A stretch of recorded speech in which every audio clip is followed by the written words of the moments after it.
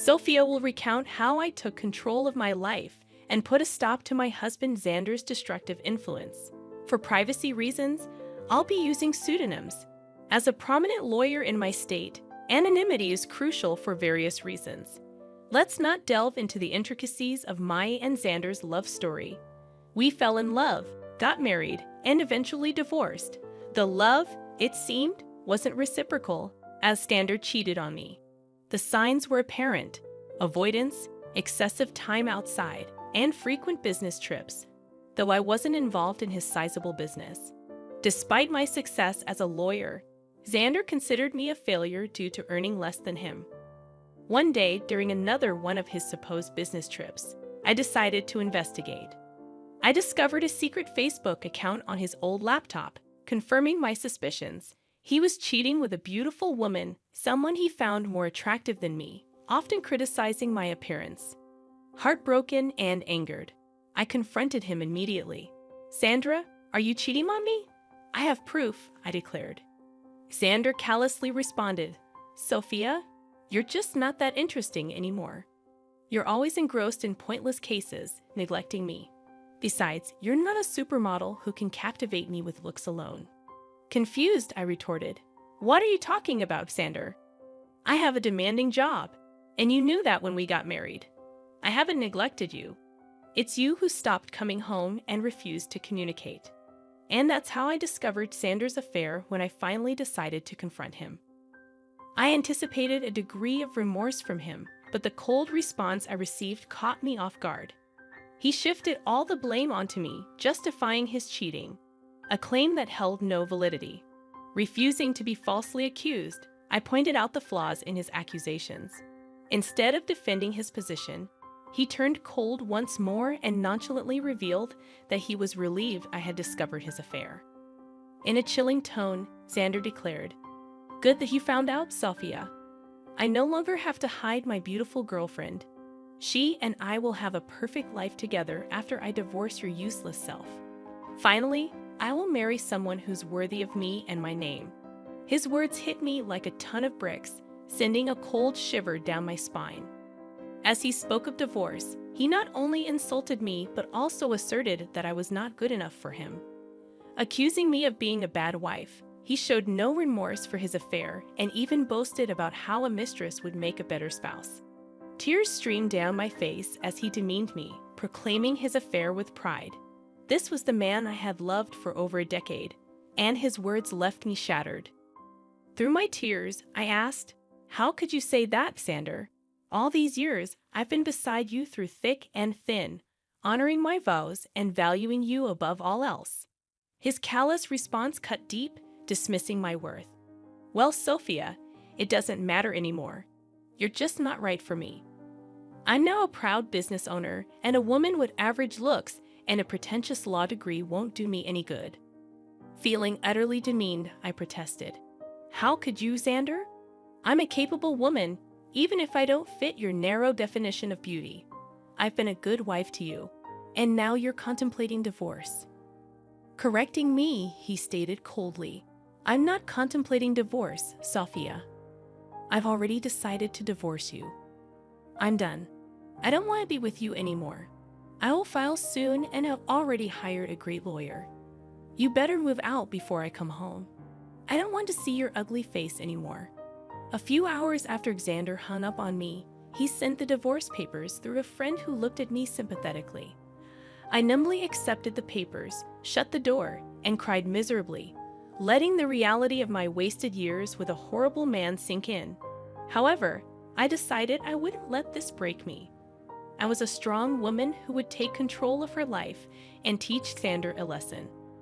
When Xander's friend delivered the papers, he mentioned that Xander had talked about drawing out the divorce. Initially puzzled, it dawned on me that we had a prenup. Xander had insisted that I was entitled to half of his business if he cheated, something I had overlooked in my emotional turmoil. It made sense why Xander wanted to prolong the divorce. He hoped I would give up my rightful share. Determined not to let go of what was rightfully mine, I immediately called his lawyer and set up an appointment. Within 2 days, I moved out of Xander's house and into my childhood home, which was in my name. I texted Xander that I had already moved my belongings, asserting, I took my ugly face and body out of your Dan house. Good that you've come to your senses and not making a fuss. Xander responded, boasting about his lawyer's reputation. But I calmly warned him, I won't give you my business, that's for sure.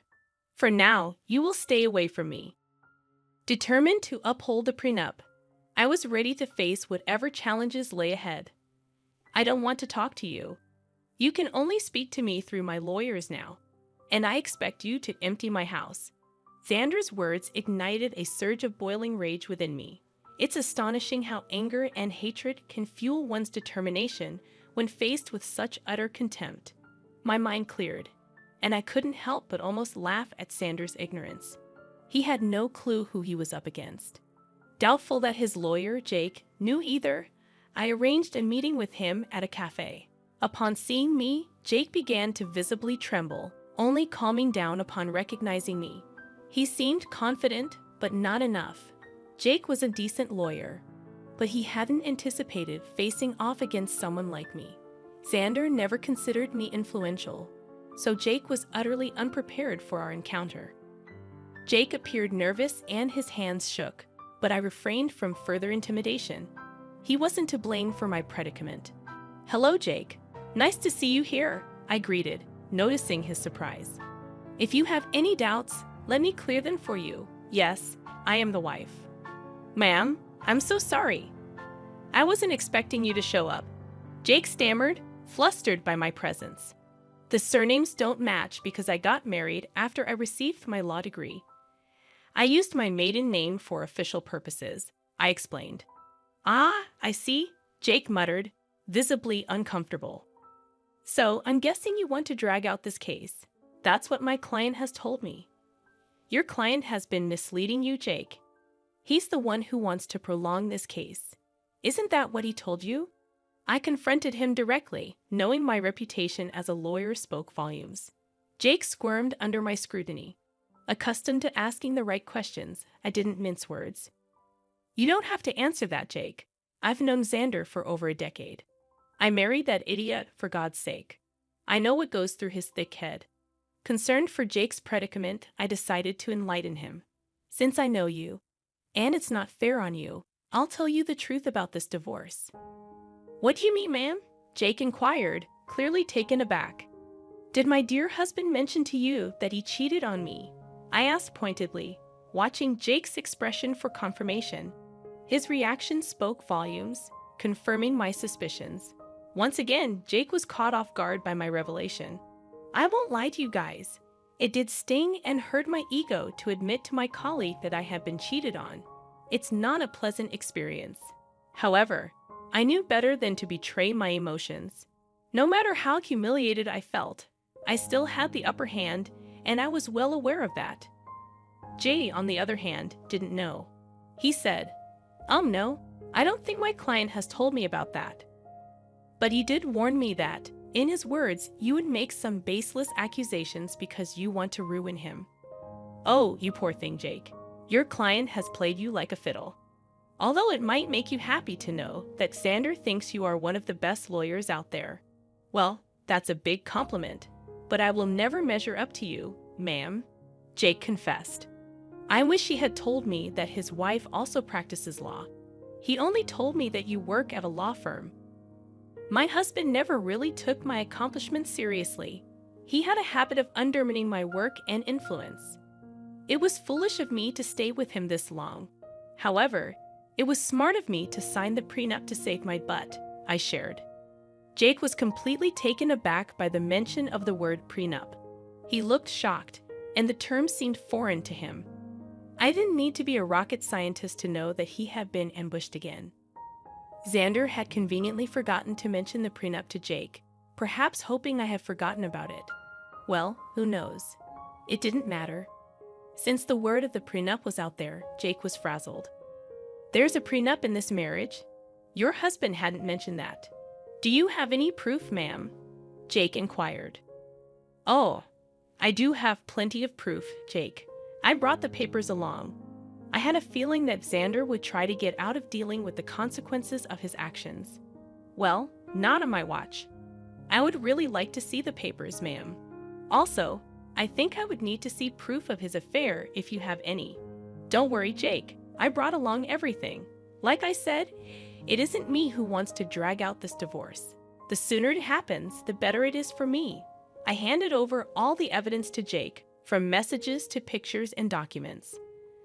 I had all the proof right in my handbag, casually giving them to Jake, knowing that the case would always go in my favor. Jake studied each and every document thoroughly before signing and looking rather defeated.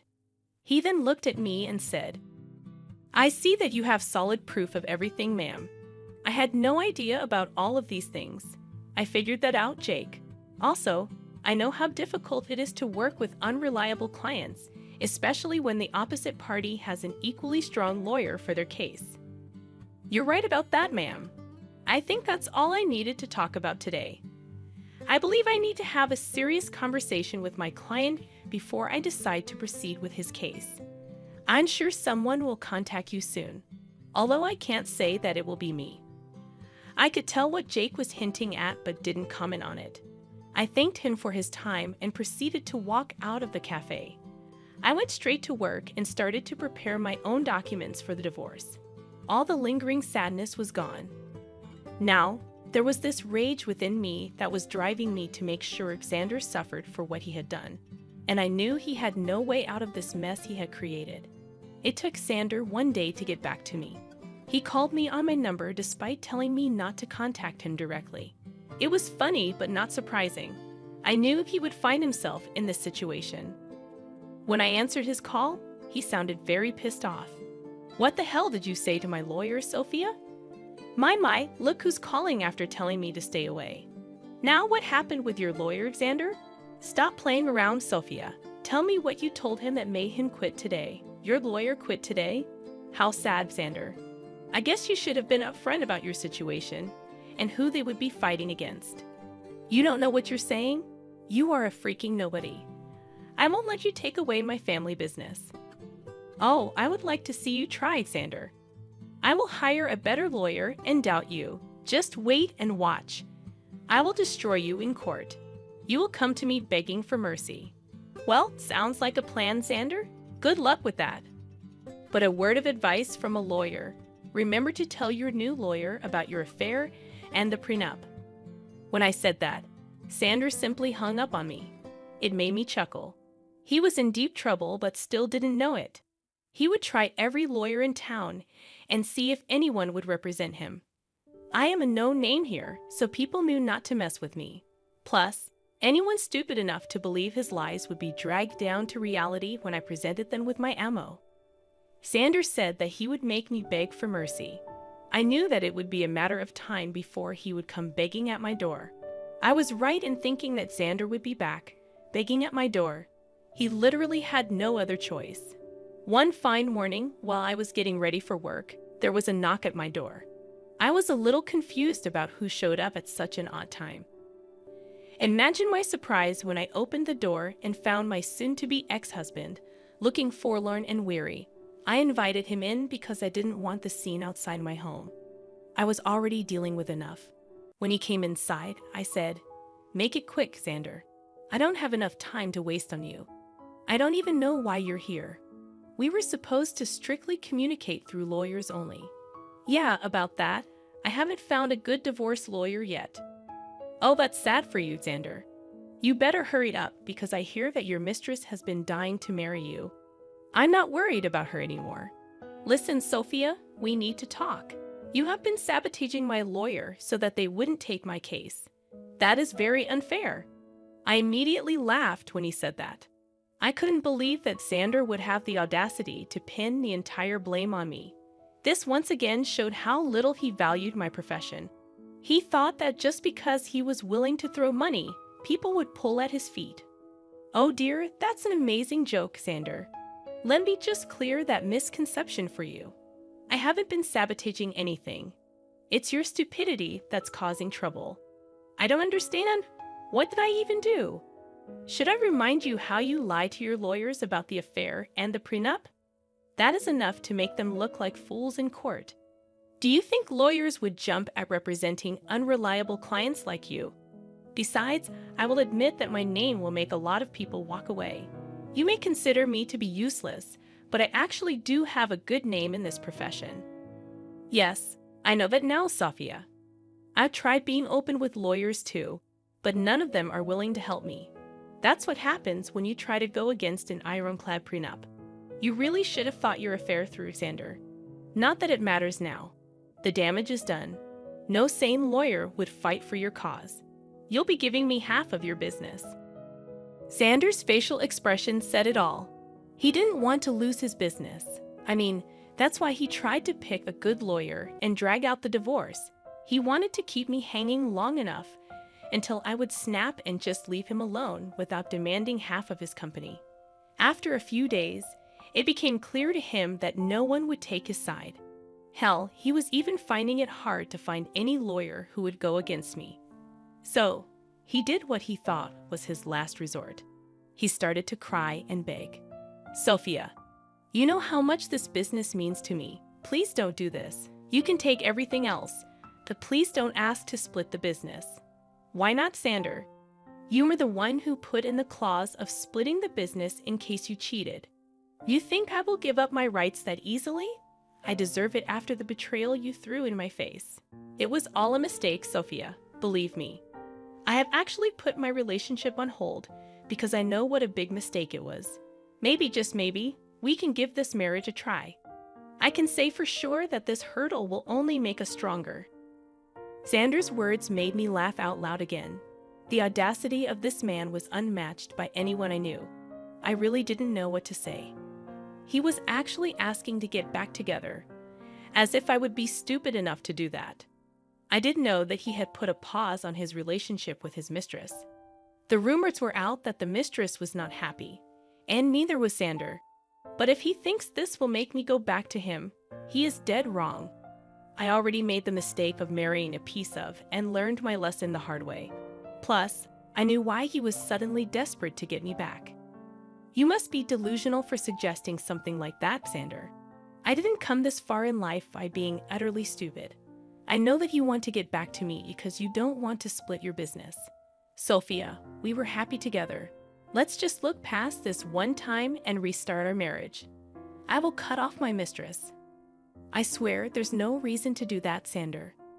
Believe me, that woman is going to start running once she finds out that you won't be very rich after the divorce. As for me, this is my golden chance to get out of this sham of a marriage. I must thank you for showing your true colors before we had kids. Now you will reap what you have sown. With that, I was pretty much done with my piece. I immediately stopped talking while Xander kept begging and pleading with me not to take his business. It was a rather pathetic scene, but it didn't move me at all. Instead, it made me think of the times I went to bed crying because this piece of expletive I call my husband decided to betray me.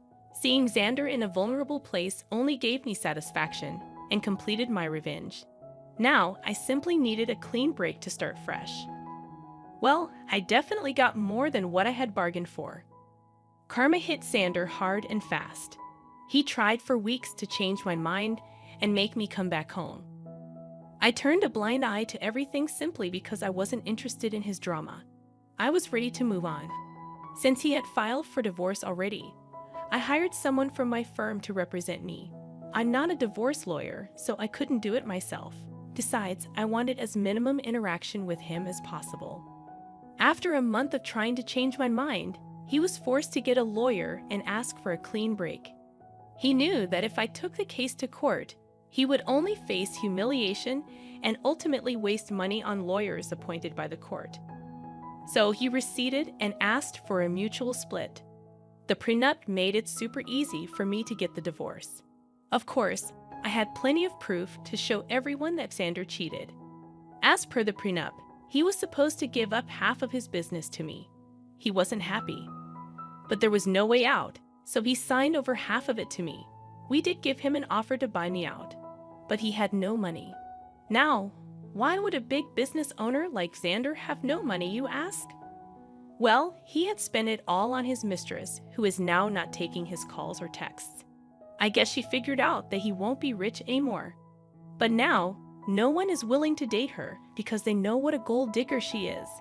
What goes around comes around, I guess. Well, the mistress was the least of Xander's troubles. With half of his business gone, his earnings were severely reduced. He had to sell his house because he didn't have much money to maintain it or even pay the mortgage properly. He's currently renting a condo that is a serious downgrade from the big mansion he stayed at. He did try to get back with me again in the hopes of regaining full control of his business. Well, safe to say that is never happening. He now either has to continue the way it is or manage to save enough money to buy me out. If you want to know about me, I'm actually doing pretty well. I have appointed someone to take care of my share of Xander's business, and so far, things have been amazing. I ended up upgrading my lifestyle by buying a new mansion due to my combined income from law practice and business. Things are going well. I'm living my best life, and I honestly couldn't be happier. All in all, the divorce played out well for me. Instead of getting played by my ex-husband and his mistress, I ended up ruining their lives and bettering mine.